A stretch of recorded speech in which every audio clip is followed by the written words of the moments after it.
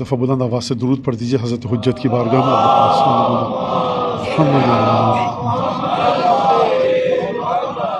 اعوذ باللہ من الشیطان الرجیم. بسم اللہ الرحمن الرحیم.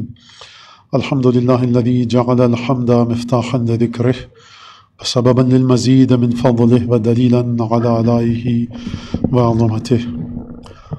ثم الصلاة والسلام علی عبدہ وامین وحیہ وخاتم رسلہ سیدنا و مولانا بالقاسم محمد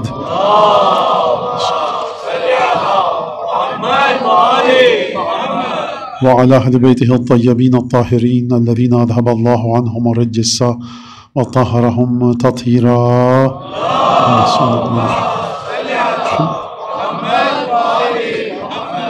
واللعن الدائم على أعدائهم أجمعين.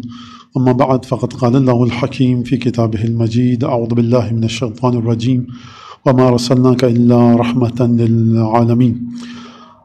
شب ولادت حضرت ختمی مرتبت باعث ایجاد عالم خلقت حضرت محمد مصطفیٰ صلی اللہ علیہ وآلہ وسلم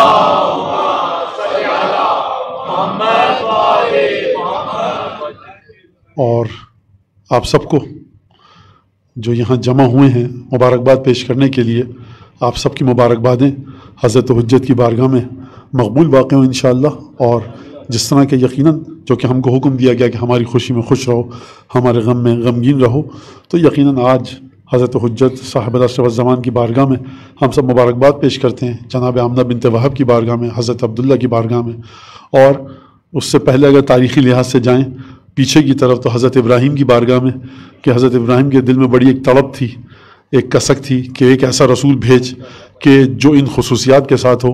تو اگر ایک لحاظ سے دیکھا جائے تو حضرت ابراہیم کی دعا کی قبولیت کی شب ہے کہ جب پروردگار عالم نے حضرت ابراہیم کی دعا کو قبول کیا. اور ختمی مرتبت کی عظمت کے بارے میں کیا گفتگو کی جائے اور کس طرح سے بات کی جائے. مسئلہ یہ کہ 2 مہینے 10 دن تو میں تھا نہیں. اگر ہر دن کے لیے 1 منٹ آپ لگائیں تو 70 منٹ تو یہ ہو گئے. دوسری طرف سے جو ہے بڑے ہمارے دوست برادر بھائی نے بڑے مؤدبانہ درخواست کی کہ مولانا ذرا ہلکا ہاتھ رکھیے گا. تو ظاہر سی بات ہے کہ نہیں، میں بالکل جو وقت ہے اس میں ختم کر دوں گا انشاءاللہ تعالی، اور تاکہ آپ لوگوں کو بھی زحمت نہ ہو. اور سب سے زیادہ زحمت یقیناً خواتین کو ہوتی ہے. دیکھیے اس میں اب میں تمہید ایک باندھوں کہ اتنی ساری باتیں ہوتی ہیں کہ ایک موضوع کی مناسبت سے کہ جس میں بہرحال وہ وقت کا سلسلہ، جو وقت کی پکڑ ہوتی ہے، وہ میرے ہاتھوں سے خود نکل جاتی ہے. 45 منٹ تک کا تو حساب میرے پاس ہوتا ہے. اس کے بعد جب 45 منٹ کے آگے جاتی ہیں سوئیاں تو مجھے نہیں پتا ہوتا کہ 1 گھنٹہ 5 منٹ کا وہ ہے. آپ ڈریے گا نہیں، میں آج 40-35 منٹ میں ختم کر دوں گا. تو حضرت ابراہیم کی نسل سے دیکھیے آپ، 1 2 4 انبیاء نہیں ہیں، ایک انبیاء کی فہرست ہے. اور جتنے بھی ادیان الہی اس وقت موجود ہیں وہ تمام کے تمام ان کا ابراہمک یعنی ابراہیمی دین کہا جاتا ہے.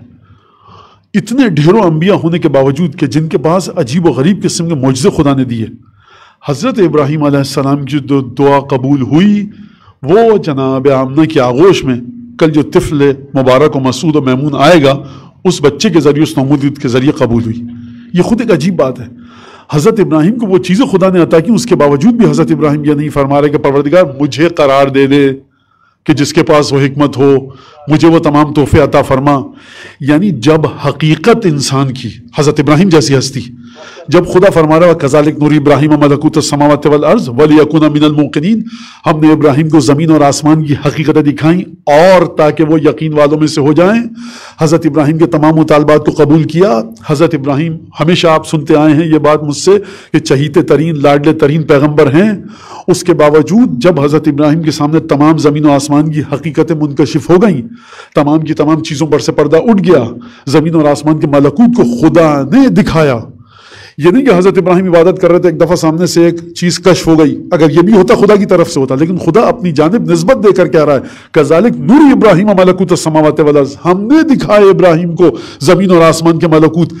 جب انسان کی حقیقت کی بات نہیں کر رہا، کسی درویش صوفی قلندر عارف کی حقیقت کی بات نہیں کر رہا، ابراہیم جیسے پیغمبر پر جب ان کی حقیقت منکشف ہوتی ہے، عالم رنگ و بو کی، زمین اور آسمان کی حقیقتیں منکشف ہوتی ہیں، تب جا کر اس مرحلے پر ابراہیم پہنچتے ہیں کہ اب محمد مصطفیٰ کے لیے دعا کی جائے.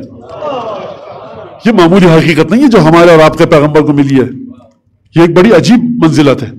لہٰذا جو آیت میں نے آپ کے سامنے تلاوت کی وَمَا أَرْسَلْنَاكَ إِلَّا رَحْمَةً لِلْعَالَمِينَ، حبیب ہم نے تمہیں سوائے رحمت بنا کر کچھ نہیں بھیجا. اور تقریباً مفسرین نے علماء نے جو حساب لگایا وہ 2-2.5 کے قریب مقامات پر قرآن مجید نے براہ راست رسول خدا صلی اللہ علیہ وآلہ وسلم سے گفتگو فرمائی ہے، 2 سے 2.5 مقامات تک. اب وہ مختلف زاویوں سے، مختلف پہلوؤں سے. اب یہ آیت جو میں ابھی آپ کے سامنے تلاوت کر رہا ہوں کہ پروردگار عالم فرما رہا ہے یا ایھا النبی انا ارسلناک شاہدا ومبشرا ونذیرا وداعیا الی اللہ باذنہ وسراجا منیرا. حبیب ہم نے تمہیں بھیجا، کس طرح سے بھیجا؟ خوشخبری دینے والا، خدا کا خوف دلانے والا، خدا کی راہ، خدا کے راستے کی جانب دعوت دینے والا. سراجا منیرا، ایک ایسا چراغ کہ جو مسلسل روشنی دیتا رہے گا. وہ چراغ ہم نے تمہیں بنا کر بھیجا. اور اس چراغ کی روشنی کہاں سے کہاں تک آئے گی؟ اگر آپ دیکھیں تو اس چراغ کی روشنی کے 3 یا 4 مرحلے ہیں جو قرآن اور حدیث سے آپ کو ملتے ہیں. ایک چراغ مصطفیٰ کی روشنی ہے، جب عالم عدم میں ہم سب تھے اس وقت بھی چراغ مصطفیٰ کی روشنی تھی. حدیثوں میں جا کے دیکھیے کس طرح سے فرمایا. اور 5ویں امام کی حدیث ہے کہ جب واقعہ میں سمیٹ کے اس کو بتا رہا ہوں، نبی کریم 5ویں امام کی حدیث آخری ٹکڑے میں آئے گی. اس وقت میں 5ویں امام کی حدیث بیان نہیں کر رہا آپ کے سامنے کہ نبی کریم کو خلق کیا، نبی کریم نے عبادت کی اور تمام کے تمام مراحل طے کیے. اور اس کے بعد ایک اور نور بھی تھا بہرحال جس کو نبی کریم کے ساتھ جوڑ کر خدا نے خلق کیا. اب آپ اس نور سے بڑی اچھی طرح سے واقف ہیں. اس نور کی طرف چلے گئے تو بڑا مسئلہ ہو جائے گا، گفتگو کہیں اور چلی جائے گی. کیونکہ اس نور کی گفتگو ایسی ہے کہ نبی کریم بھی جب اس نور کی گفتگو کی طرف جاتے ہیں تو گفتگو اسی نور کی طرف چلی جاتی ہے. تو ہماری اور آپ کی اوقات کیا ہے؟ لہٰذا ہم نبی کریم پر رک کر تاکہ مقررہ وقت میں گفتگو ختم ہو جائے. تو جب عبادت کی اور اس کے بعد پھر 5ویں امام کی اب حدیث بتا رہا ہوں، کبرنا فکبرت الملائکہ حللنا فحللت الملائکہ. اور پھر اس کے بعد روایت کہتی ہے کہ ہمارے جد رسول خدا اور ہمارے جد جناب امیر کو دیکھ کر ملائکہ نے عبادت کا طریقہ سیکھا. تو یہ جو خداوند تبارک و تعالیٰ نے فرمایا انا ارسلناک شاہدا ومبشرا ونذیرا وداعیا الی اللہ باذنہ وسراجا منیرا، یہ بس سمجھیے کہ رسول خدا جب اس دنیا میں آئے 17 ربیع الاول کو 12 ربیع الاول کو، تاریخوں میں جو اختلاف ہے وہ آپ کے سامنے ہے، اور آئے اور تشریف لائے مکہ منورہ، مکہ معظمہ کی سرزمین پر جناب آمنہ کی آغوش میں، تو تب سراج منیر ہیں. یہ جو ہمارے اور آپ کے پیغمبر ہیں، جناب ختمی مرتبت ہیں، خاتم النبیین ہیں، جب ان کو پروردگار عالم نے عالم خلد میں، عالم قدس میں، عالم غیب میں خلق کیا تھا، تب یہ چراغ ایسا تھا کہ اس چراغ کی روشنی کے ذریعے ملائکہ نے عبادت سیکھی. تب اس چراغ کی روشنی کے ذریعے انبیاء کو خلق کیا گیا. وہ روایت کے اندر آیا ہے. اب بعض دفعہ آپ کہتے ہیں کہ پسینے سے ماتھے کے خلق کیا گیا، بعض دفعہ آپ کہتے ہیں کہ نور سرکار ختمی مرتبت کے ذریعے انبیاء کو خلق کیا گیا، وہ ایک الگ گفتگو. لہٰذا یہ چراغ ہر مرحلے میں اپنی زندگی کے اپنی ذوفشانی کرتا رہا، اپنے نور کو نچھاور کرتا رہا. اگر عالم غیب میں تھا تو اس نور نے انبیاء کو، فرشتوں کو عبادت کا طریقہ سکھایا. جب یہ نور عالم دنیا میں اس مقام پر آیا تو کس طرح سے آ کر اپنے وجود کی ولادت کا اعلان کیا، اور اس کے بعد یہ نور جب آگے بڑھا تو کس طرح سے اس نور نے اپنے وجود کا اظہار کیا. پھر جب ہم اور آپ قبر میں چلے جائیں گے تو یہ نور کس طرح سے اپنے وجود کا اظہار کرے گا. اور پھر جب ہم اور آپ پورے صراط، تطایر و کتب، میزان، ترازو لگایا جائے گا، اس وقت یہ نور کس طرح سے اپنے وجود کا اظہار کرے گا. آخری مرحلے کو سمجھ لیجیے آپ، جس کی جانب قرآن نے بڑے واضح انداز سے اشارہ کیا ہے. کیا فرمایا؟ وَمِنَ اللَّيْلِ فَتَهَجَّدْ بِهِ نَافِلَةً لَكَ عَسَىٰ أَن يَبْعَثَكَ رَبُّكَ مَقَامًا مَحْمُودًا. حبیب رات کو نماز تہجد پڑھا کرو، امید یہ ہے کہ خدا تمہارا رب مقام محمود پر فائز کرے گا. مقام محمود کیا ہے؟ یہ نبی کریم مالک ہیں اس مقام محمود کے. اور اس کے بعد روایت کے اندر آیا کہ کون سی ہستیاں مقام محمود پر آئیں گی رسول خدا کے ساتھ. وہ روایت ہمارے پاس موجود ہے. مقام محمود کیا ہے؟ مقام محمود کا اگر روٹ ورڈ دیکھیں آپ، یہ محمود جس لفظ سے لیا گیا ہے وہ ہے لفظ حمد. حمد کو اگر آپ جا کر دیکھیں تو قرآن مجید میں آپ سب 5 وقت کی نماز پڑھتے ہیں الحمدللہ، وہاں پر کیا پڑھتے ہیں؟ بسم اللہ الرحمن الرحیم الحمدللہ رب العالمین. یعنی یہ روٹ ورڈ ہے حمد مقام محمود کا. یعنی کیا مطلب؟ آپ کو کیا پتا کہ الحمدللہ رب العالمین ہے کیا؟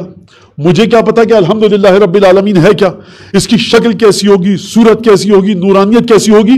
اس آیت کی روشنی میں اگر آپ دیکھیں تو خدا اعلان فرما رہا ہے کہ اگر تمہیں اس حمد کو مجسم صورت میں دیکھنا ہے کہ جو الحمدللہ رب العالمین، تو قیامت میں مقام محمود کی طرف نگاہ ڈالنا. پر محمد والے محمد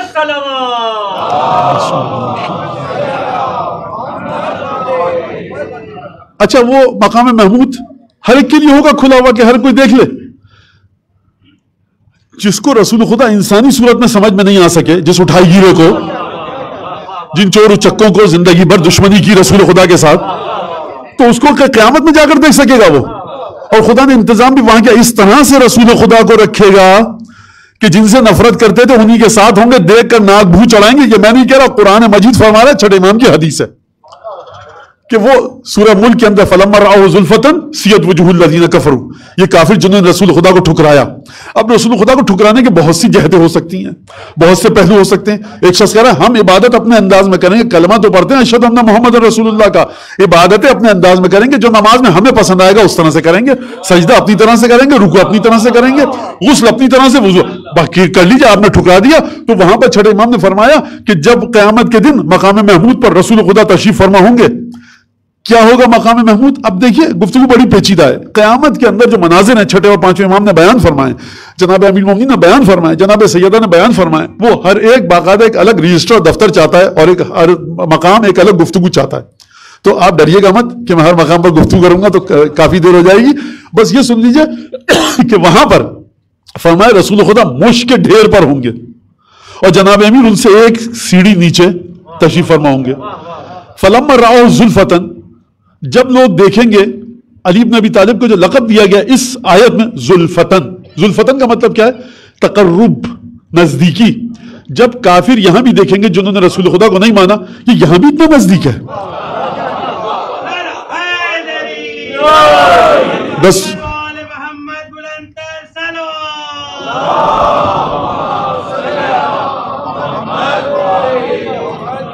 مشک کا ڈھیر ہے، اتنی سی خوشبو نہیں ہے کوئی، مشک کا ڈھیر ہے. اور اتنی بڑی پہاڑی ہے مشک کی کہ دو انسان بیٹھے ہوئے ہیں اور اتنی مقدار میں کمپیکٹ ہے. صاحب میں سیدھی سادھی مثال زمین پہ لا کے بات کروں، جب آپ کسی ریت کے مٹی کے ڈھیر پہ بیٹھیے تو وہ نیچے دب جائے گی نا، نہیں دب رہی. کس طرح کی مشک ہے؟ مشک کی قیامت میں جو مشک کی خوشبو ہوگی دنیا کی مشک نہیں، اخروی مشک. اس کے باوجود بھی تیوریوں پہ بل ہیں، خوشبو آ رہی ہے، خوش تو ہو جائیے. سرکار رسول خدا کا بغض ایسا ہے اس کا کوئی علاج نہیں ہے. جنت کی خوشبو بھی آ جائے تو اس کی پیشانی سے بل ختم نہیں ہو رہے. سیت وجوہ الذین کفروا، سیت کا مطلب پیشانیوں میں بل، تیوریاں چڑھا کر، ناک بو چڑھا کر. سیت وجوہ الذین کفروا، دیکھا یہاں پہ بھی وہی سلسلہ جو دنیا میں تھا، وہاں پہ بھی ممبر پہ ساتھ، یہاں پہ بھی ساتھ، وہاں پہ بھی ہاتھوں پہ اٹھائے، یہاں پہ بھی. یہ سلسلہ کیا ہے؟ سیت وجوہ الذین کفروا. لہٰذا مقام محمود ایسا نہیں ہے جو ہر ہما شما ٹہلتا ہوا چلا جائے. یہ کوئی شادی ہال نہیں ہے کہ دروازہ کھلا دے گا، کارڈ ہے کہ نہیں ہے چلے گئے آپ اندر. نہیں سرکار، یہاں پر رشتہ جوڑنا پڑے گا دنیا میں رسول خدا کے ساتھ، تب جا کر مقام محمود کے مقام پر آپ کو زیارت رسول خدا کی نصیب ہوگی اس طرح سے کہ آپ کا چہرہ کھلکھلا اٹھے گا، کھل جائے گا. لہٰذا اس بات کو سمجھیے آپ کہ پروردگار عالم وہ جو حمد الحمدللہ رب العالمین، وہ جب ایک انسانی صورت میں دکھے گی تو اس انسانی صورت کا نام ہے حضرت خاتم النبیین سید المرسلین حضرت محمد ابن عبداللہ صلی اللہ علیہ وآلہ وسلم.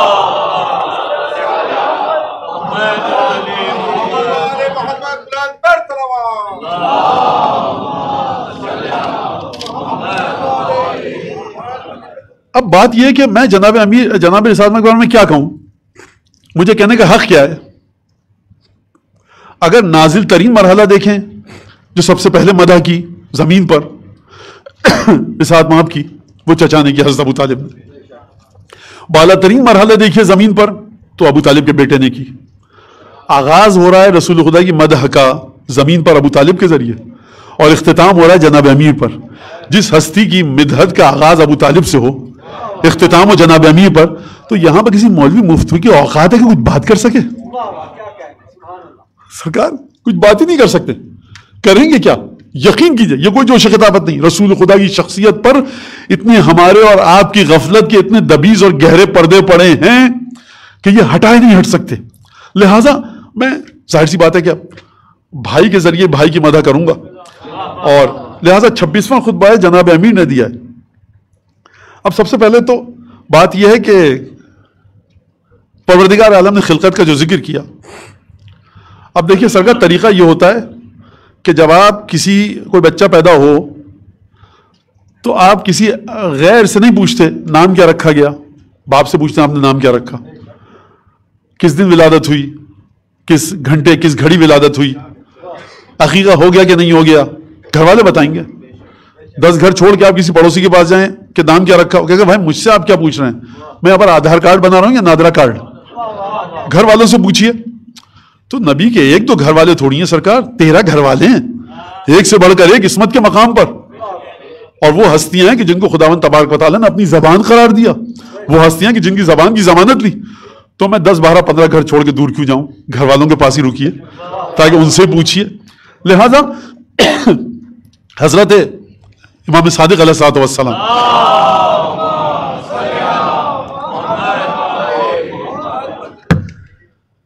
ایک جملہ ہے، رسول خدا کو خلق کیسے کیا گیا، رسول خدا کو خلق کیسے کیا گیا؟ فرمایا، طویل روایت ہے، خلق اللہ محمدا من نور عظمتہ، خدا نے حضرت ختمی مرتبت کو اپنی عظمت کے نور سے خلق کیا. نور کیا ہوتا ہے سرکار؟ نور وہ ہے کہ جہاں پہ بھی آئے پتہ لگ جاتا ہے نور ہے یہ، اور دوسری چیزوں کو ظاہر بھی کر دیتا ہے. اگر کوئی جا کر مین سوئچ بند کر دے تو کوئی کسی کو ہم میں سے دیکھ نہیں پائے گا. نور کے اندر ایک زندگی ہے، نور خوف سے دور کرتا ہے، نور امن اور سکون، راحت اور چین دیتا ہے. رات کو کیوں ڈرتے ہیں آپ؟ جھاڑیاں ہیں، درخت ہیں، جنگل ہے، چلے آئیے. دن کو وہاں سے گزر جاتے ہیں، رات کو نہیں گزرتے. اندھیرا خوف عطا کرتا ہے، اندھیرا گمراہی ہے، اندھیرا گھبراہٹ لے کر آتا ہے، اندھیرا وجود کا احساس نہیں ہونے دیتا. یہ نور ہے، زندگی کی علامت ہے. آپ صحرا میں جا رہے ہیں، کوئی نہیں دکھ رہا، خدا نہ کرے کبھی کوئی کسی کے ساتھ ایسا واقعہ پیش اللہ نہ کرے، اندھیرا ہے، کچھ سمجھ میں نہیں آ رہا کہاں جائیں. دور سے ایک ٹمٹماتی ہوئی روشنی دکھی، آپ وہاں جاتے ہیں. ہو سکتا ہے بلب ہو، کوئی انسان نہ ہو جو آپ کی مدد کرے. بلب کسی کی مدد کر سکتا ہے، ٹیوب لائٹ کسی کی مدد کر سکتی ہے. آپ کہتے ہیں روشنی ہے تو ہو سکتا ہے کوئی ہو. روشنی، نور زندگی کی علامت ہے. لہذا فرمایا کہ کیا مطلب؟ عیون اخبار رضا، 8ویں امام حضرت ابی الحسن علی بن موسیٰ رضا فرمایا،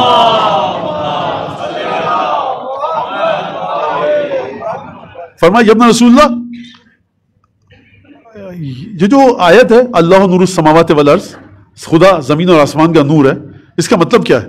تو امام رضا نے شاید سامنے والے کو دیکھ کر تکلف سے جواب دیا، کہا کہ بھاری بوجھ نہ ڈالوں اس پر تو ٹھیک ہے، کیونکہ دوسری روایت سے ہمیں سمجھ میں آتا ہے کہ آئمہ نے آگے کی بھی گفتگو فرمائی ہے، اور آئمہ کی یہ عادت تھی، اور یہ آئمہ نے رسول خدا سے لی ہے کہ ہم سامنے والے کی مد مقابل کی عقل کو دیکھ کر اس کے مطابق گفتگو کرتے ہیں.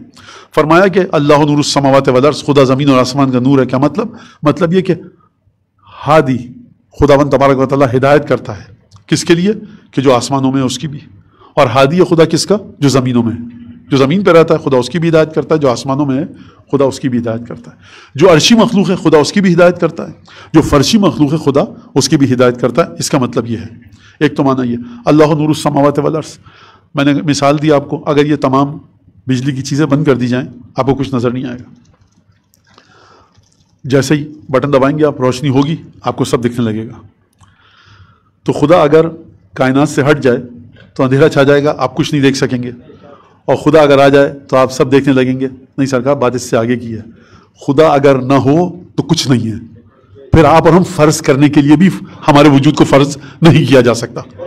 یہ جو عام نور ہے دنیاوی، یہ چیزوں کو ظاہر کرتا ہے، وجود نہیں دیتا. خدا کا نور ایسا ہے کہ جو اگر وہ نہ ہو تو کچھ نہیں ہوگا، وہ ہے تو سب کچھ ہے. اللہ نور السماوات والارض. تو امام رضا علیہ السلام نے خدا کے وجود کی ایک خاص جہت، ایک خاص ڈائمینشن، ایک خاص ایسپیکٹ کی طرف اشارہ کیا. ہدایت کرتا ہے. امام نے تفصیل کے ساتھ یہ گفتگو بیان نہیں فرمائی ہے. اللہ نہ کرے کوئی یہ نہ سمجھے کہ میں کہہ رہا ہوں امام نے یہ تو اس سے آگے میں بات کر رہا ہوں. نہیں، دوسری حدیثوں سے نکال کے میں یہ بات کر رہا ہوں کہ خداوند تبارک و تعالیٰ کے نور کی حقیقت اور حیثیت یہ ہے، کم از کم ہم انسانوں کے سمجھنے کے لیے. تو خداوند تبارک و تعالیٰ نے کیا فرمایا؟ امام کیا فرما رہے ہیں؟ چھٹے امام، خلق اللہ محمدا من نور عظمتہ. خدا نے محمد مصطفیٰ کو اپنی عظمت کے نور سے خلق کیا، اپنی عظمت کے نور سے. یعنی کیا مطلب؟ اب دیکھیے اس کو آپ کہ یہ جو نور ہے رسول خدا کا، یہ ہدایت کا باعث ہے. کس کے لیے ہدایت کا باعث ہے؟ رحمت کا باعث ہے عالمین کے لیے. پوری کی پوری کائنات رحمت سرکار مصطفیٰ کے صدقے میں ہے. وما ارسلناک الا رحمت للعالمین. یہ آپ نے سن لیا. اب چلیے بھائی بتائے گا کہ بھائی کے ساتھ کیا ہوا. وہ بتائے گا جو 7 برس کا تھا تو غار ہرا میں جا کر عبادت کرتا تھا. آپ کو ہم کو کیا پتا؟ 15 سال کی عمر میں گنڈے دار نماز پڑھنا شروع کی، وضو سیکھا میں نے 20 سال کی عمر میں جا کے، 25 سال کی عمر میں ولدظالین صحیح ہوا. نہ جانے کتنے دنوں تک بتوں کے آگے میں اپنی پیشانی رگڑتا رہا. میری کیا اوقات اور میرا ابا اماں کی کیا اوقات. اس سے پوچھئے جا کر سرکار کہ جس کا واسطہ دے کر ماں نے دیوار کعبہ شق کروائی، اس سے پوچھئے، وہ بتائے گا آپ کو. ہر ہمہ شمہ گلیوں میں گھومنے والا کیا بتائے گا؟ لہذا فرمایا ان اللہ بعث محمدا نذیرا للعالمین، خدا نے محمد مصطفیٰ کو بھیجا نبی بنا کر کہ پوری کائنات میں جا کر خدا کے وجود کے ذریعے خدا کا تقوی اختیار کروانے کا حکم دیں، خدا سے ڈروائیں، خوف خدا پیدا کریں. نذیرا للعالمین، اگر حمد ہے رب عالمین کی، رسول خدا رحمت للعالمین مقام ہم مقام محمود میں تبدیل ہوگا قیامت میں، تو یہ تمام کے تمام عہدے، یہ تمام کی تمام فضیلتیں کس کے گر چکر کاٹ رہی ہیں؟ رسول خدا کے گر چکر کاٹ رہی ہیں. وہ امیناً علی التنزیل، جو قرآن نازل ہوا ہے رسول خدا اس کے امین ہیں. وہ بتائیں گے کہ قرآن کی کون سی آیت قرآن کی ہے، کون سی آیت قرآن کی نہیں ہے. اچھا، اب امیناً علی التنزیل، قرآن اترا رسول خدا کے دل پر، اب اس پہ توجہ کیجئے گا. اچھا، ہمارے ساتھ ایک بیماری ہے، کیا کریں چھٹتی نہیں ہے، پرابلم ہے یہ. اب آپ اسے دماغ کا فطور سمجھیے یا یہ بائی ڈیفالٹ ہے ہم لوگوں میں کہ ہم جب بھی آتے ہیں رسول خدا پر بات کرتے ہیں تو اس ہستی تک جاتے ہیں جو رسول خدا کے قلب کا دروازہ ہے، ہم اس ہستی تک جاتے ہیں جو رسول خدا کی روح ہے. یہ کیسے ہو سکتا ہے کہ آپ خانہ کعبہ کی بات کریں دروازے کو ہٹا کر؟ یہ کیسے ہو سکتا ہے کہ آپ خانہ کعبہ کی بات کریں غلاف کو ہٹا کر؟ سب چیزوں کا ذکر آتا ہے نا، تو یہ رسول خدا خود فرما کر گئے. لہٰذا میں نے آپ کو بات اس لیے بتائی کہ مجھے دوبارہ دہرانا نہ پڑے، آپ چوکنے رہیے گا، میں جلدی سے کہہ کر گزر جاؤں گا، یعنی سمجھانے کا وقت نہیں ہے. امیناً علی التنزیل، قرآن کو نازل کرنے کا امانت دار خدا نے کس کو بنایا؟ رسول خدا کو. یہ مستودعاً علی التنزیل کیوں نہیں کہا؟ کیا مطلب اس کا؟ امین کسے کہتے ہیں؟ امانت دار کو. امانت دار کیا ہوتا ہے؟ میں نے آپ کو دی اپنا موبائل دیا کہ یہ امانت کے طور پہ رکھیے، میں وضو کر کے آ رہا ہوں. کوئی بھی آئے گا آپ اس کو نہیں دیں گے، جب میں آؤں گا تو آپ اس کو دیں گے. اگر کوئی قابل اعتماد دوست آ گیا، مولانا نیچے کھڑے، وہ کہہ رہے ہیں موبائل واپس کر دو، تو آپ کہیں گے ہاں ہم امانت دار ہیں، آپ اعتماد کیں، آپ مولانا کو دے دیں گے، یہ لیجیے مولانا کا موبائل دے دیا. تو یہ امانت دار ہے. مستودع کیا ہے؟ کہ یعنی آپ نے یہاں پر رکھوایا، اس جگہ پر رکھ دیا. امانت کے لفظ میں ایک معنی پوشیدہ ہے جو بڑا لطیف ہے، بڑا خوبصورت ہے. یعنی حبیب دیکھو، ہم تمہیں امانت دار بنا رہے ہیں اور تمہیں علم دے دیا ہم نے کہ کس کو قرآن کا علم دینا، کس کو رتی برابر مت دینا. لہٰذا یہی وجہ ہے کہ آپ کو چھٹے امام یہ گفتگو فرماتے ہوئے نظر آئیں گے، پانچویں امام یہ گفتگو فرماتے ہوئے نظر آئیں گے، معصومین یہ گفتگو فرماتے ہوئے نظر آئیں گے کہ خدا نے تم کو اپنی کتاب کے ایک علم کا بھی وارث قرار نہیں دیا. اے امام رضا، آپ کو کیسے علم؟ قرآن تو آپ کے جد پر نازل ہوا. تو امام کیا جواب دیں گے کہ ہمارے پاس وراثت کے ذریعے جو امامت اور ولایت اور وصایت پہنچی ہے اس میں ہماری بات واضح ہے کہ ہمارے جد کو کیا علم سونپا گیا تھا وہی حکم ہم کو دیا گیا رہتی دنیا تک کے لیے کہ جب بھی کوئی نااہل چھٹے امام کے پاس آئے گا قرآن کا علم اس کو نہیں دیا جائے گا. لہٰذا آپ کے سامنے یہ واقعہ موجود ہے کہ جب میثم تمار حج پر آئے، عبداللہ ابن عباس ہو گئے میاں مفسر ذرا ہمارے پاس آ جانا، ہم نے علی بن ابی طالب سے تعویل کا علم سیکھا ہے. ابن عباس آئے اور آ کر جناب میثم تمار نے تعویل کا علم دیا. ابن عباس نے قلم لے کر لکھنا شروع کیا تمام کے تمام تفسیروں کو، کہا یہ میں نے علی بن ابی طالب سے سیکھا ہے. قرآن نازل ہوا ہے 23 برس میں اور علی بن ابی طالب کے ساتھ جناب میثم نے 4.5 برس پورا کا پورا تعویل کا علم منتقل کر دیا. خوب توجہ کیجیے گا اس بات کو. یعنی جب جا رہا تھا نا جانے والا تو اس انداز سے دے کر گیا کہ میں تو جا رہا ہوں دروازہ علم کو سونپ کر جا رہا ہوں، اب علی تمہاری مرضی، 4 برس میں 23 برس کا علم دو، 40 برس میں 23 برس کا علم دو، 400 برس میں 23 برس کا علم دو. لہٰذا تمام کا تمام علم منتقل کیا. اور جب اس جملے پر آئے کہ اچھا یہ بھی لکھو، تمہارے چچاداد بھائی نے ہم سے کہا تھا کہ ہمارے پیٹ کو چاک کیا جائے گا اور سولی دی جائے گی کوفے میں. عبداللہ ابن عباس نے قلم رکھ دیا، کہا کہ بھائی تم تو گمراہ نکلے، غیب کا علم جانتے ہو. بھائی سمجھ میں نہیں آتا کہ لوگ کر کیا رہے تھے، جناب امیر کے ساتھ اٹھتے بیٹھتے تھے. تو کہا کہ میں سب کاغذات پھینک دوں گا، تم گمراہ آدمی ہو، غیب کی بات بتا کر 1 سیکنڈ رک جاؤ، انتظار کرو میری موت کا. اگر میں اسی طرح سے مرا تو اس تفسیر کو باقی رکھنا، اگر میں کسی اور طریقے سے مرا تو جلا دینا، پھینک دینا، کچھ بھی کرنا، دریا میں ڈال دینا. تو آپ توجہ فرمائیے کہ امیناً علی التنزیل، امانت دار رسول خدا. کس کو دیں گے رسول خدا قرآن کا علم؟ کتنا دیں گے، کس وقت دیں گے، کس طرح سے دیں گے؟ رسول خدا تو چلے گئے 10 ہجری میں. اب کون ہے امانت دار؟ وقت کا امام حجت خدا حضرت حجت ابن الحسن العسکری صاحب العصر والزمان.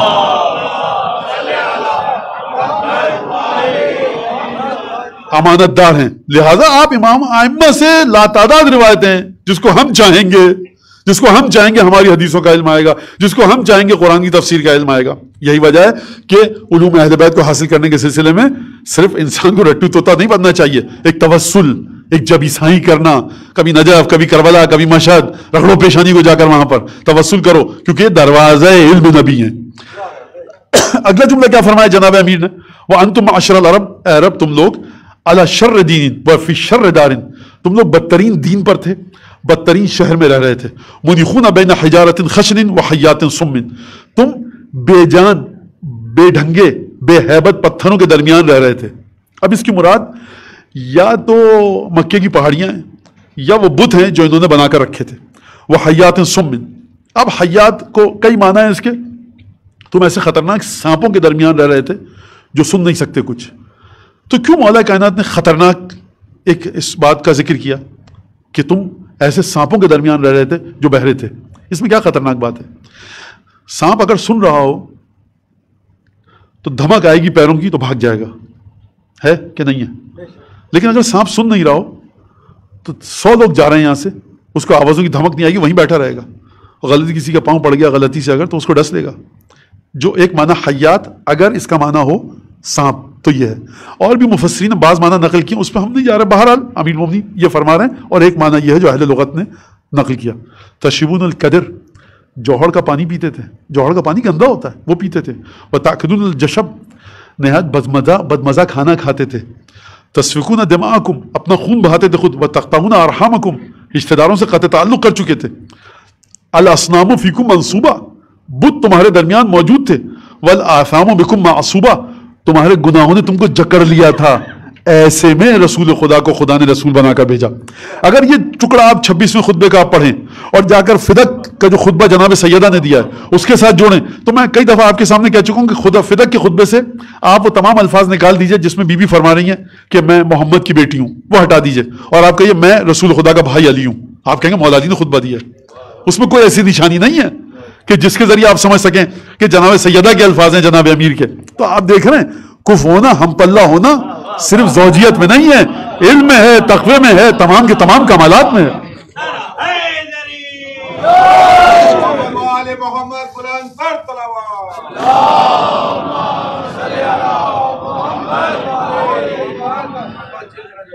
اب میرے خیال سے، میری سمجھ میں آتا ہے، آپ اختلاف کر سکتے ہیں. اچھا، خیال جب تک حدیث کے دائرے میں رہے، یعنی انسان اپنی اوقات میں رہے، تو اس کی ہے قیمت ہے، ٹھیک ہے، آپ کہہ سکتے ہیں. لیکن جب خیالات حدیث کے دائرے سے باہر نکل جائیں تو کان پکڑ کے بٹھایا ایسے انسان کو، میاں ہوگا کیا؟ بہرحال مجھے تو نہیں پتا، لیکن جس طرح سے الحمدللہ کبھی کبھی انسان یہ سمجھتا ہے کہ 2 آدمی گزرے تاریخ میں، ایک کا نام تھا جعفر صادق، ایک تھا محمد باقر، ان سے بھی کچھ لے لیا کرو ذرا. بیٹھا ہوا ہے انسان ممبر پہ، بولے آ رہا ہے جو منہ میں آ رہا ہے، کوئی پوچھنے والا نہیں ہے. حدیث میں ہے، غلط حدیث میں ہے، نعوذ باللہ. تم یہ تو نہیں سمجھو کہ واقعاً جعفر صادق نام کا ایک آدمی تھا مدینے میں، محمد باقر تھے، تمہیں پتا بھی ہے، تمہارے ایک 6 اور 5ویں امام بھی تھے، معصوم تھے، خدا کی زبان تھے. تو انسان اپنے آپ کو عادت ڈالیے. بدمزہ کھانے کی ایک دفعہ عادت ہو گئی تو پھر آپ کو خوش مزہ کھانا لذیذ نہیں لگے گا. اور جو کوئی آپ کے ذوق کو خراب کرنے کی کوشش کرے، پوچھیے، ادب سے آ کر پوچھیے، بات کیجیے، قبلہ آپ نے کہاں سے کہا، کیا دلیل ہے. لہذا لیکن بہرحال الحمدللہ کہ ہے. اور بغل کسی صاحب کے کبھی کبھی قرآن، نہج البلاغہ، مفاتی، اس پہ پھونک مار کے ذرا پڑھ لیا کیجیے. پھونک مارنا اس لیے کہ گرد ورد ہٹ جائے اس پہ سے، اور ہمارے مومنین آئیں نہج البلاغہ کی طرف، صحیفہ سجادیہ کی طرف، زیارات کی طرف معصومین کی، جس میں معصومین کی عظمت کو بتایا گیا. تو اب اگر جناب ختمی مرتبت کی فضیلت کو بتایا جائے تو کہاں سے بتایا جائے، کیسے بتایا جائے؟ اگر کسی شخص کو جناب امیر کہہ دیں کہ یہ حق کے ساتھ ہے، حق اس کے ساتھ ہے، کوئی بڑی بات نہیں ہے. بڑی بات ہے، لیکن بہت سارے لوگ تربیت کی ہے، یہ ہمیشہ حق کے ساتھ چلیں گے اور صحیح رہیں گے. اس سے بڑی بات یہ ہے، دیکھیے سمجھ لیجیے گا، کوئی بڑی بات نہیں ہے، بڑی بات ہے، لیکن جو اب میں کہنا چاہ رہا ہوں اس کے آگے یہ بڑی بات نہیں ہے. اور کہیں کہ جہاں پر حق ہے وہیں پر یہ پھر جاتا ہے. لیکن آپ کے اور ہمارے مولا کے لیے کہا گیا، خدایا جہاں علی ہے وہاں حق کو پھر. یہ جملہ سن لیا آپ نے؟ اچھا، آپ رسول خدا کے خطبے لائیے توحید پر، تمام چیزوں پر. جناب امیر کے خطبے دیکھیے، لوگ کہیں گے بھائی علی بن ابی طالب نے زیادہ خطبے بیان کیے ہیں. تو یہ بتاؤ کہ فرق علمی، اب میں اس میں زیادہ واضح کر کے بات نہیں کرنا چاہتا کیونکہ واضح کروں گا تو مشکل ہو جائے گی، بات کہیں سے کہیں چلی جائے گی. ہم کہیں گے نہیں بھائی، علی بن ابی طالب ہمارے نبی کا پیروکار تھے، ہمارے نبی کے کئی شاگرد تھے، نفس رسول تھے، ان کی برکتوں سے تمام چیزیں لیں. تو سب سے بڑی مدحت رسول خدا کی کیا ہے کہ علی بن ابی طالب نے رسول خدا سے یہ لیا ہے. اور اس کے بعد جناب امیر کیا فرما رہے ہیں؟ احب العباد الی اللہ، خدا اپنے بندوں میں سب سے زیادہ اس سے محبت کرتا ہے المتأسی بنبیہ، جو اپنے نبی کا پیروکار ہو، تابعدار ہو، نبی کی طرح تمام کام انجام دے. والمختص لأثرہ، یہ دو لفظ الگ الگ ہیں. المتأسی بنبیہ والمختص لأثرہ، متأسی کا مطلب کیا؟ تأسی کرنا، پیروکار ہونا. جو نبی نے کام انجام دیے آپ وہ کام انجام دے رہے ہیں. جو نبی نے سوچ جس طرح سے رکھنے کو کہا آپ اس سوچ کو اسی طرح سے رکھیے. نبی کریم نے فرمایا دل سے بغض، کینہ، حسد، برائی کو نکالو، آپ بھی نکالیے. جو صفات کہیں اپنائیے، جو صفات رسول خدا نے ٹھکرائیں آپ ان کو ٹھکرائیے. جو عبادت جس طرح سے کی اس طرح سے کیجئے. عبادت میں جس چیز کو برا سمجھا اس کو برا سمجھیے. مختصر الفاظ میں ان سے تمام افعال اور اعمال اور حرکات و سکنات و افکار و خیالات اور عقائد کو لیجئے. یہ ہو گیا المتأسی. المختص لأثرہ کا مطلب کیا ہے؟ المختص لأثرہ عرب کہتا ہے اس وقت کہ جب آپ کسی کے قدموں کے نشان کو ٹٹول کر ڈھونڈیں اور اس کے مطابق چلیں. جناب امیر واقعاً یہ جملہ کافی ہے کہ قیامت تک کے لیے انسان جناب امیر کی بارگاہ میں صلوات بھیجتا رہے.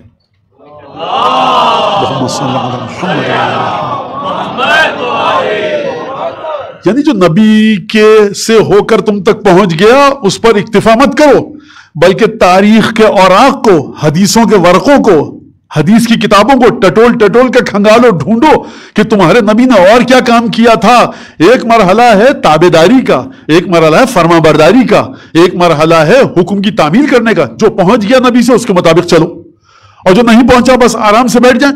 نہیں، کریت کر کتابوں کو ڈھونڈو. المختص لأثرہ، جو شخص یہ کام کرے گا سب سے زیادہ خدا اس سے محبت کرتا ہے. آپ نے غور فرمایا کہ جناب امیر المومنین فرما رہے ہیں کہ خدا سب سے زیادہ اس سے محبت کرتا ہے جو نبی کے مطابق اعمال اور افعال کو انجام دے. ایک چیز. دوسری چیز ہے تو مصائب کا جملہ لیکن میں جلدی سے کہہ کر گزر جاؤں. جب رسول خدا کو دفن کرنے کا وقت آیا، غسل دے دیا، کفن دے دیا، تمام آخری رسومات انجام دے دی، تو رسول خدا کو مخاطب کر کے جناب امیر نے دو جملے فرمائے. یہ دو جملے ایسے ہیں کہ جناب امیر کے علاوہ اگر کوئی کہتا تو اس کی اتنی حیثیت نہیں ہوتی. اگر حیثیت ہوتی تو رسول خدا کی وجہ سے. بھائی آپ رسول خدا سے مخاطب ہو کے ایک جملہ فرما رہے ہیں تو سمجھ میں آ رہا ہے کہ آپ رسول خدا کو کتنا سمجھتے ہیں. کیونکہ آپ کہنا السلام علیکم یا رسول اللہ، تو یہ اہمیت ہے اس جملے کی کہ آپ رسول خدا کو اس مرتبے پر دیکھتے ہیں کہ آپ ان کی وفات کے بعد بھی سلام کر رہے ہیں، آپ ان کی جالی کو چومنا چاہتے ہیں، آپ ان کی زیارت پہ جانا چاہتے ہیں، وہ تمام اعمال جو ہمارے یہاں ہیں کرنا چاہتے ہیں. تو یہ بہت بڑی بات ہے آپ یہ کام کر رہے ہیں. لیکن آپ کر رہے ہیں، میں کر رہا ہوں. ایک دفعہ حضرت حجت جا کر زری کے سامنے کھڑے ہو کر کہیں صلی اللہ علیہ محمد صلی اللہ علیہ محمد. حضرت صاحب اللہ سے والزمان رسول خدا کی قبر مطار پر جا کر اپنے آپ کو گرا دیں اور وہاں پر فرض کیجئے 10 گھنٹے بیٹھے رہے حضرت حجت، کوئی نماز نہ پڑھیں، کوئی دعا نہ پڑھیں، کوئی قرآن نہ پڑھیں، گریا کرتے رہیں. آپ کہیں گے بھائی یہ سمجھ میں آ رہا ہے کہ ہے کیا سلسلہ. امیر المومنین کی قبر کی زیارت امام سجاد، تاریخ پڑھیے. سید الشہداء کی زیارت امام سجاد، تاریخ پڑھیے. امام علی نقی کربلا کی زیارت، تاریخ پڑھیے. تو آپ کہیں گے کہ مولانا یہ ہمارے ائمہ جاتے تھے جب امام حسین کی زیارت کو، جناب امیر کی زیارت کو، تو دعا پڑھتے تھے، زیارت پڑھتے تھے، نماز، اس کے بعد اپنے آپ کو قبر پہ گرا کے گریا کرتے رہتے تھے. تو بھائی دعا پڑھ لی، زیارت پڑھ لی، بس اب آپ جائیے. یعنی ایک عجیب سلسلہ ہے. تو آپ سمجھیں گے کہ نہیں. دیکھیے ایک دفعہ ہم اور آپ کر رہے ہیں کام کو، ایک دفعہ وقت کا امام کر رہا ہے، تو زمین سے عرش تک حالت تبدیل ہو جاتی ہے. لہٰذا اب سنیے جس کے لیے میں نے آپ کو زحمت دی. جب کفن دے دیا، غسل دے دیا، تدفین کے لیے تیار کر لیا جسد مطہر رسول اللہ کو، تو جناب امین نے جملہ کہا نہج البلاغہ میں ہے وَاسْكُرْنَ عِنْدَ رَبِّكَ وَجَعَلْنَا مِنْ بَالِكَ. یا رسول اللہ ہمارا خیال رکھیے گا اور جب خدا کے پاس جائیں تو ہمارا ذکر کیجیے گا. کوئی صحابی کہتا اس جملے کی وہ قدر و قیمت نہ ہوتی جو جناب علی بن ابی طالب نے جب فرمایا تو ہے. کیوں ہے؟ کیونکہ جناب امیر المومنین کے پاس انا مدینۃ العلم وعلی بابها، انا مدینۃ الحکمت وعلی بابها، برز الایمان کله الى الشرک کله، ضربۃ علی افضل من عبادۃ الثقلین الى یوم القیامہ، الحق مع علی وعلی مع الحق. علی بن ابی طالب کے دونوں بیٹوں کی زبان کی 6 اور 5 برس کی عمر میں پروردگار عالم نے ذمہ داری دی. علی بن ابی طالب کے لیے وہ تمام مقامات ہیں کہ جو رسول خدا نے بیان فرمائے. اگر انسان چاہتا ہے کہ خدا کی بارگاہ میں اس کا ذکر ہو تو کس بنیاد پہ چاہتا ہے؟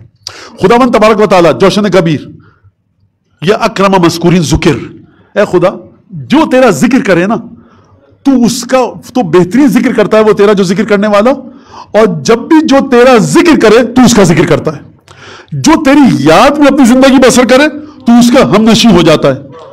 تو علی بن ابی طالب تو خدا کے ہم نشیں ہیں ہی، علی ممسوس فی ذات اللہ، علی بن ابی طالب خدا کی ذات میں ڈوب چکے ہیں، لیکن شان رسالت کیا کوئی بتائے گا جو علی بن ابی طالب بتائیں گے؟ فرمایا یا رسول اللہ اپنے رب کی بارگاہ میں جب پہنچیے گا تو ہمارا ذکر کیجئے گا۔ خوب توجہ کیجئے، اتنی پیچیدہ ترین حدیث ہے یہ، آسانی سے ہم کہہ کے پڑھ کے گزر جاتے ہیں، رسول خدا سامنے موجود ہیں، روح تو جا چکی ہے نا خدا کے پاس۔ وَذْكُرْنَا جسد سے مخاطب ہے، اس کا مطلب ہے جسد کا تعلق، اگر جسد مسجد نبوی کی زمین میں دفن کیا گیا ہے، روح رسول خدا کہاں پر ہے کسی کو نہیں پتا، جسم جسد مطہر کس مقام پر ہے، یہ جسد یہ صلاحیت رکھتا ہے، ہم اور تم نہیں میاں، نہ نماز نہ رکوع کی تمیز نہ بتوں کے آگے رگڑتے رہے اپنے آپ کو، ہم اور تم نہیں، وہ کہ جسد اللہ الغالب ہے، وہ جو مملکت لا فتح کا بلا شرکت غیر مالک ہے، وہ کہہ رہا ہے جملے کی قدر سمجھو، زبان علی بن ابی طالب سے، یا رسول اللہ خدا کی بارگاہ میں جا کر ہمارا ذکر کیجئے گا، یا علی رسول خدا تو خدا کی بارگاہ میں چلے گئے، جواب دیں گے یقیناً جناب امیر تمہیں جسد مطہر رسول خدا کا علم ہی نہیں ہے۔ وَاذْكُرْنَا عِنْدَ رَبِّكَ وَاجْعَلْنَا مِنْ بَعْدِكَ، ہمارا خیال رکھیے گا۔ یا علی دیکھیے عبادتوں کی وجہ سے رسول خدا کیا، یہیں سے وسیلے کا فلسفہ بھی درست ہوتا ہے، رسول خدا کی روح کی بلندی بھی سمجھ میں آتی ہے، سراج منیر بھی سمجھ میں آتا ہے، بشیر نذیر بھی سمجھ میں آتا ہے۔ تو کیا آپ اس علی کے بجائے کسی اور کے دروازے پہ جائیے گا جس کے دو جملے رسول کی عظمت کو واضح کر کے چلے جائیں؟ جب یہ علی بن ابی طالب آ کر نہج البلاغہ میں رسول خدا کے بارے میں خطبہ دے گا تب کون سے دریا بہائے گا، تب کس طرح سے گفتگو ہوگی؟ اور جناب امیر نے وہ گفتگو تو فرمائی ہی نہیں رسول خدا کے بارے میں جو شان و رسالت کے مطابق تھی اور زیبندہ زبان علی بن ابی طالب تھی، وہ گفتگو تو جناب امیر جانے رسول خدا جانے، یہ تو ہمارے اور آپ کے لیے۔ ایک میں جملہ پڑھ کے گفتگو ختم کرتا ہوں، اور یہ رسول خدا کے بارے میں امیر مومنین نے فرمایا کانا اجود الناس کفن، کف کہتے ہیں ہتھیلی کو، سب سے زیادہ جو بخشنے والی ہتھیلی تھی وہ رسول خدا کی تھی۔ پیسے والے مدینے میں بہت تھے، سخاوت آمنہ کے لال کو ملی، وَأَجْرَعُ النَّاسِ صَدْرًا، اور سب سے زیادہ بہادر جو سینے میں بہادری ٹھاٹے مار رہی تھی۔ کون کہہ رہا ہے؟ پہاڑ کے اوپر جانے والا نہیں کیا سرکار، وہ نہیں کہہ رہا جو رسول خدا کو چھوڑ کے چلے جائیں، سورہ جمعہ فرما رہی ہے ترکو کا قائمہ، جو ڈھول تاشے کی آواز سن کے چلا جائے وہ نہیں کہہ رہا۔ عمرو بن عبدود مرحب کو زمین چٹوانے والا کہہ رہا ہے اجرع الناس صدرن، بہادر کی تعریف کرے تو تعریف ہے، پٹاخے کی آواز سن کے آپ بھاگ جائیں ہم بھاگ جائیں، سامنے ننگی تلواریں نظر آئیں۔ سورہ احزاب کا ہے کہ منافق موجود تھے جنگ خندق میں، کہنے لگے ما وعدنا اللہ ورسولہ الا غرورا، اللہ اور رسول نے جھوٹا وعدہ کیا ہم سے، ان کی زبان کی کوئی ویلیو نہیں ہے، اگر ویلیو ہے تو اس کی کہ جس نے مرحب و اندر کو زمین چٹوائی ہے۔ اجرع الناس صدرن، اس کا سینہ سب سے زیادہ بہادری سے مالا مال تھا۔ جناب امیر کہہ رہے ہیں، سن لیجئے، جناب امیر کہہ رہے ہیں، پھر دوبارہ کہوں گا جناب امیر کہہ رہے ہیں۔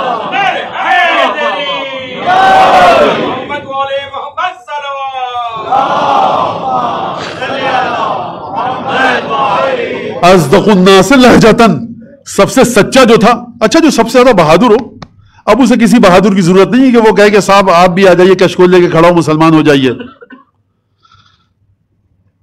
درود پڑھیے محمد آل محمد۔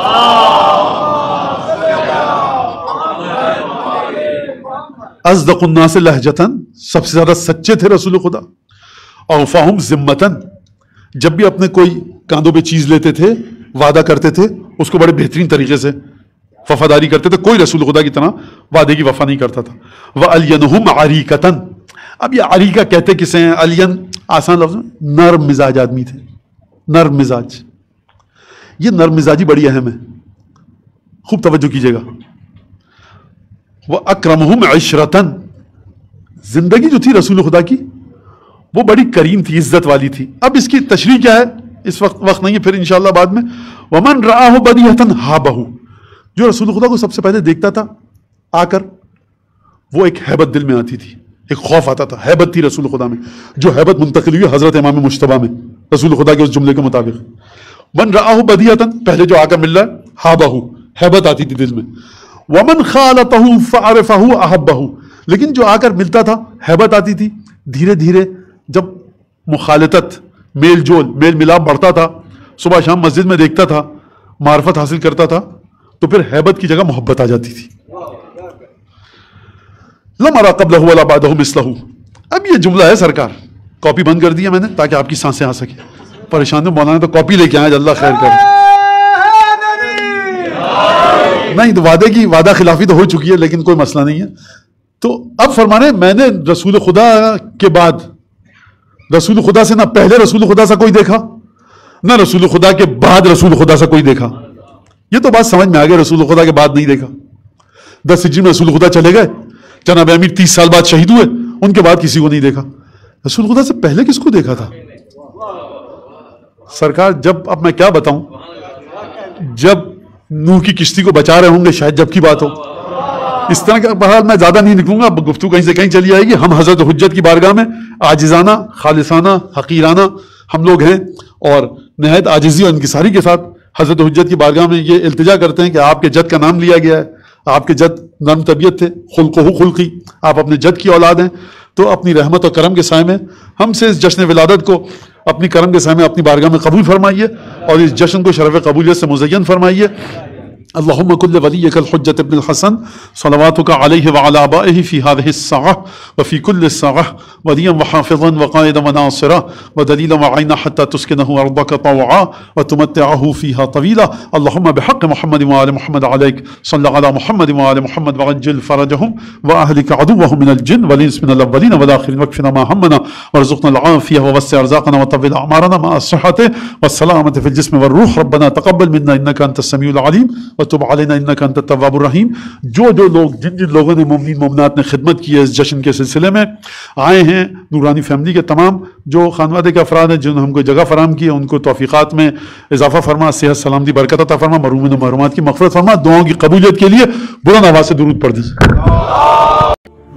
برائے مہربانی ہمارے اس چینل کو لائک کیجیے، شیئر کیجیے، کمنٹ کیجیے اور سبسکرائب کیجیے، اور بیل آئیکن کو پریس کیجیے تاکہ آگے بھی ہماری ویڈیوز آپ کو برابر ملتی رہیں.